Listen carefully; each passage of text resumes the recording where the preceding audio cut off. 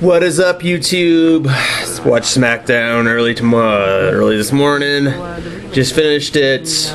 Wasn't bad. Wasn't a bad show. Kicked off with Christian coming back. Threw on the Peep show. The whole point of the Peep show was to push the whole GM feud, the 12-man tag team match they're having at WrestleMania. He had Johnny Laurinaitis come out with David Otunga. Then he had Teddy Long. He was trying to get them to just make their case on why he should be on either team. And Teddy Long, of course, was having none of that. Doesn't even want Christian on his team. So he just, hooks up with Johnny Laurinaitis, becomes part of his 10-man, 12-man tag team, whatever 6-man team he's got going on. My brain's not working yet. I quit drinking coffee for some reason. So anyway, this all leads up to a match between Kofi Kingston versus David Otunga. Kind of weird that it's Smackdown and Teddy Long and there's no tag team matches tonight. I just thought of that. But anyway, Otunga actually got quite a lot of offense. This match wasn't awful either. It was a match with Kofi Kingston, who's one of my favorites, and David Otunga, who's usually not the best, but he was really aggressive in this fight, really laid a whooping into Kofi Kingston, but eventually Christian interferes. There was talk about why Christian wasn't competing tonight. It's because he had an ingrown toenail. Christian tries to interfere. Ref's trying to ban him from ringside. During all this hullabaloo, David Otunga's taken off his belt. Then Santino decides he's going to interfere too, which is fine. If Santino does it, interfere all you want, right?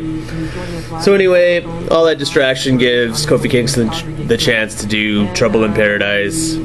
Pins Otunga, thank God. We have a backstage segment after that with Daniel Bryan waiting for AJ to come out of the Divas locker room. She's wearing a dress. She said it doesn't quite fit right. She turns around. Everyone can check out her ass. And Daniel Bryan says it looked better on the mannequin. So he's just continuing this whole thing where he's an asshole boyfriend. But he's actually hooked up a match with AJ, and he says if she wins it, she might have a chance at the Divas title. So maybe he's not that bad of a guy. There's a Divas match after. AJ fights one of the Bella twins. I have no idea which one it was. AJ wins. They tried to do twin magic. Daniel Bryan is at ringside, told the ref to check it out, stopped it. For a Divas match, it was, I don't know, I have no opinion. It was okay. AJ wins, which is cool. After that, we have Cody Rhodes versus the Great Khali. So he's trying to warm up for his WrestleMania match against the Big Show by fighting other big guys, I guess. So he fights Khali, and it's a typical Khali match. They do the usual Khali things, the chops, the slaps, I don't know if there was a headbutt or not. The match wasn't very good. It showed off a little bit of Cody Rhodes' agility, I guess, because he was shucking and jiving and jumping off the ropes and, that kind of thing. Eventually, Cody wins. He had dropkick Khali in the leg or something and did the beautiful disaster in Khali's head. But it was a very sloppy match. You could tell a bunch of the drop kicks missed their mark and stuff. But what do you expect? It's Khali. It's not going to be great.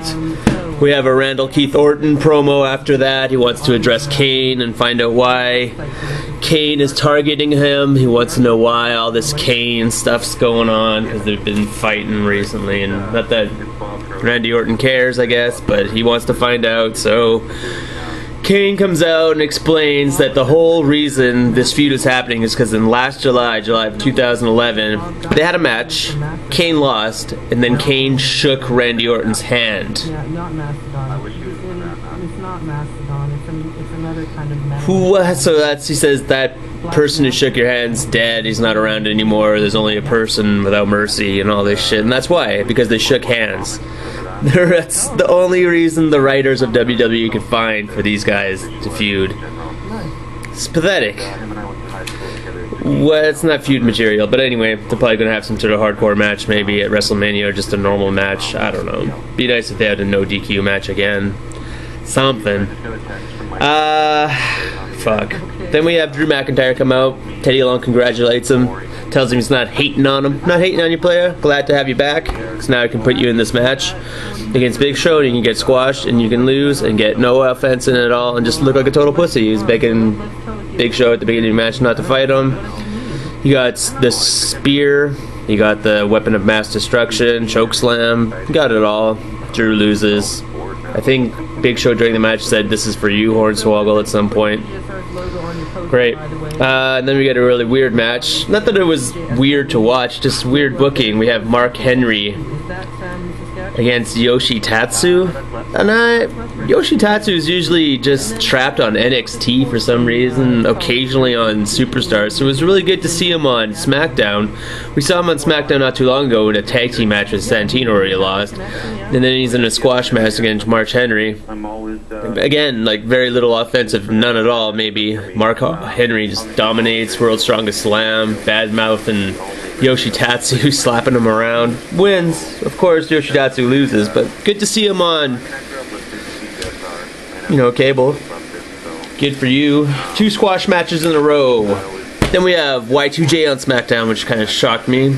Chris Jericho's on TV on SmackDown, doing another promo about how CM Punk has the alcoholic gene in his blood. Bad-mouthing his dad, saying all his pipe bombs that CM Punk drops, or just things he wish he could say to his family. Eventually, this leads to a match against Sheamus. I'm not sure if there was something going on during the commercial break, like Teddy Long doesn't like the way Chris Jericho was talking. Something happened. There's a match, easily the best match of the night. Second best match was the Kofi Kingston Otunga match, which is strange. Yeah, a lot of back and forth. Chris Jericho had the upper hand for the majority of the match. He ends up winning because he knocks... Well, he gets knocked out of the ring by Sheamus, and then somehow he knocks Sheamus out of the ring, and Daniel Bryan dropkicks him in the head. He throws Chris Jericho at Daniel Bryan and almost hits AJ again. AJ's going to be this walking target for a while, I guess. Accident-prone diva. But yeah, Chris Jericho wins by countout. Pretty good match. Did all their moves. There was the Walls of Jericho, the Lion Cell, the Bro Kick, all that shit. The weird... What was that slam called? White. I can't remember. But anyway, not a bad SmackDown. Except for the boring Randy Orton promo, but at least it wasn't a boring Randy Orton match, so that's good. The Diva match was actually kind of enjoyable, so I'd give this SmackDown high marks. I enjoyed it. Pretty good stuff. Good way to kick off our Friday. I'm out.